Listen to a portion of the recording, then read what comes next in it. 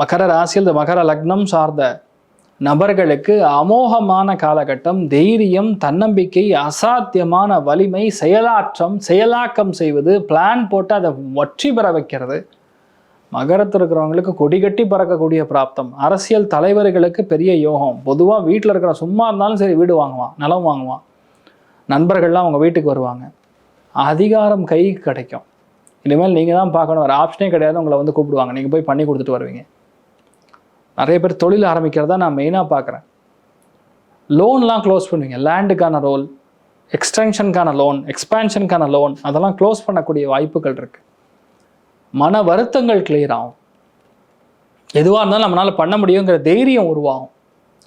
பக்க பலமாக ஒரு விஷயங்கள் நின்று பண்ணணும் அப்படிங்கிற ஒரு கிளாரிட்டி இருக்கும். அதாவது செவ்வாய்ங்கிற ராஜகிரகம் உட்கார வரைக்கும் உங்களுக்கு சுறுசுறுப்புக்கு மாறு பெயர் மகரம். ஒரு 10 நிமிஷம் கூட உங்களால் அமைதியாக இருக்க முடியாது. மருமகன், மருமகள், பசங்க இவங்க எல்லாருமே கூட ரொம்ப க்ளோஸாக இருப்பாங்க. மகரத்துக்கு செம டைம். என்ன பிளான் பண்ணுறீங்களோ அது நடக்கும். எந்த விஷயத்த நீங்கள் ஆரம்பித்தாலும் அதை வெற்றியை கொடுக்கக்கூடிய அற்புதமான டைமிங். நீங்கள் பண்ணணும், பிளான் பண்ணணும், அவ்வளோதான். மற்றபடி எந்த பாதிப்புமே கிடையாது. ஆஞ்சநேயர் தான். நாமக்கல் ஆஞ்சநேயரை பிடிச்சிங்க, சூப்பராக இருப்பேன். மெயினாக பெண்களுக்கு வெற்றியை கொடுக்கக்கூடிய ஒரு வாரமாக இருக்கப்படுது. ஆண்கள் விட்டு கொடுக்கக்கூடிய வாரமாக இருக்கிறது. ஏன்னா உங்களுக்கு தான் நல்லாயிருக்கு.